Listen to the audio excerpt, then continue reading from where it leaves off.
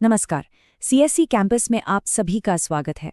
आज हम पाकिस्तान और अफगानिस्तान के बीच जो तनाव बढ़ रहा है उसका एक डिटेल्ड एनालिसिस करने वाले हैं।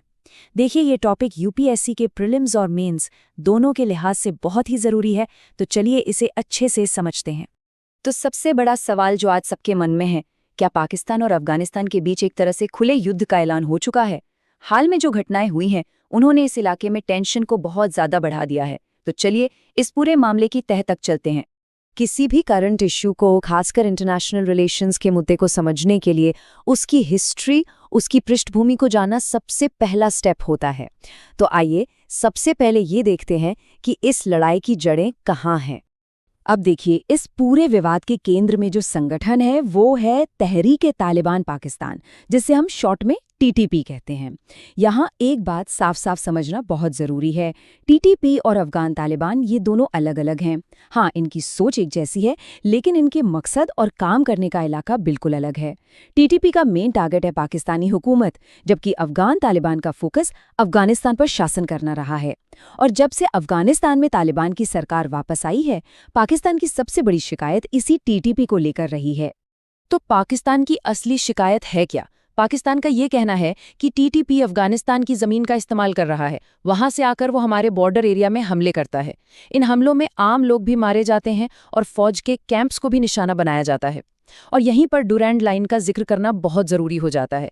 ये पाकिस्तान और अफगानिस्तान के बीच की इंटरनेशनल बाउंड्री है, जिसे अफगानिस्तान कभी से मानता नहीं है। और इसी विवादित बॉर्डर की वजह से दोनों देशों के लिए इसे कंट्रोल करना एक बहुत बड़ा चैलेंज बन जाता है और टीटीपी जैसे ग्रुप्स को वहां पनाह मिल जाती है। अच्छा, ये तो हुई पृष्ठभूमि। अब बात करते हैं कि हाल फिलहाल में ऐसा क्या हुआ जिसकी वजह से ये संकट इतना ज्यादा गहरा गया है। ये जो इवेंट्स का क्रम है, इसे समझना बहुत इंपॉर्टेंट है। तो ये टेंशन एकदम से कैसे बढ़ी, इसका एक पूरा सीक्वेंस है। सबसे पहले पाकिस्तान ने अफगानिस्तान के बॉर्डर वाले इलाकों में कुछ सटीक हमले किए, जैसा वो कह रहे हैं। फिर इसके जवाब में अफगानिस्तान ने भी पाकिस्तान के बॉर्डर पोस्ट पर जवाबी हमला कर दिया। इसके बाद मामला और तब बिगड़ा जब पाकिस्तान के विदेश मंत्री ने इसे खुले युद्ध जैसा बता दिया। और आखिर में ये लड़ाई सिर्फ बॉर्डर तक नहीं रही, बल्कि काबुल और कंधार जैसे बड़े अफगानी शहरों तक पहुंच गई।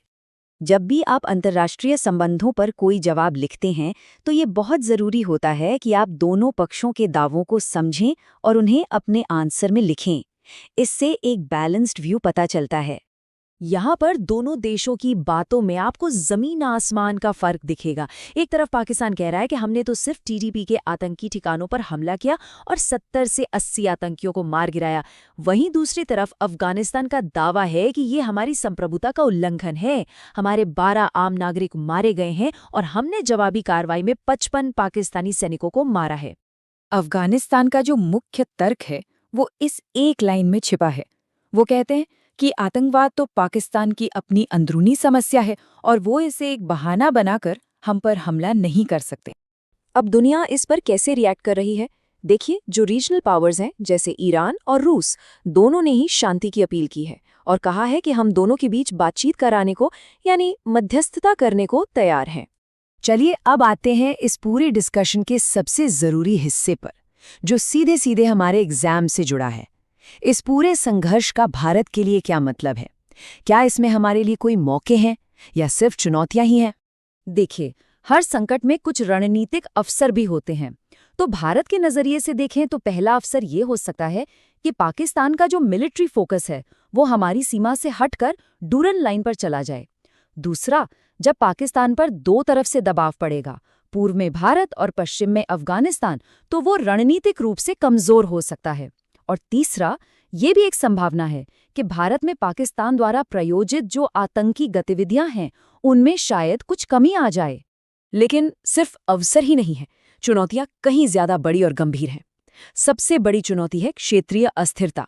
जब पूरे दक्षिण एशिया में हिंसा बढ़ेगी तो इसका सीधा असर विदेशी निवेश और व्यापार पर पड़ेगा।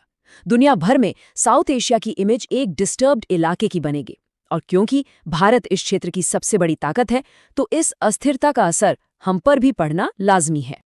तो इस पूरी बातचीत को अब हम समेटते हैं और सीधे सीधे एग्जाम के लिहाज से जो मुख्य बातें हैं उन पर फोकस करते हैं और कुछ प्रैक्टिस क्वेश्चंस भी देखते हैं। मेंस में अगर इस पर सवाल आता है तो एक स्ट्रक्चर जरूर फॉलो करें। सबसे पहले हाल में जो हमले हुए हैं वहां से शुरुआत कीजिए, फिर टीटीपी की भूमिका और ड्यूरेंट लाइन विवाद को समझाते हुए बैकग्राउंड बताइए। उसके बाद दोनों देशों के दावों का विश्लेषण कीजिए और आखिर में भारत के लिए क्या अवसर है और क्या चुनौतियां, ये बताते हुए एक बैलेंस्ड निष्कर्ष लिखिए। प्रीलिम्स में यहाँ से सीधा सीधा सवाल बन सकता है, जैसे ये सवाल देखिए, ड्यूरेंट लाइन जो अक्सर खबरों में रहती है क्या है? तो इसका सही जवाब है बी, पाकिस्तान अफगानिस्तान सीमा। जैसा कि हमने अभी चर्चा की, ये वही ऐतिहासिक और विवादित बॉर्डर लाइन है जो इस पूरे झगड़े की एक बड़ी वजह है। और ये रहा मेंस के लिए एक संभावित सवाल, पाकिस्तान अफगानिस्तान संबंधों में हालिया तनाव का विश्लेषण करें। भारत के लिए इसके संभावित रणनीतिक निहितार्थ क्या हैं? इस सेशन के बाद इस सवाल पर 250 शब्दों में एक अच्छा सा जवाब लिखने की कोशिश जरूर कीजिएगा।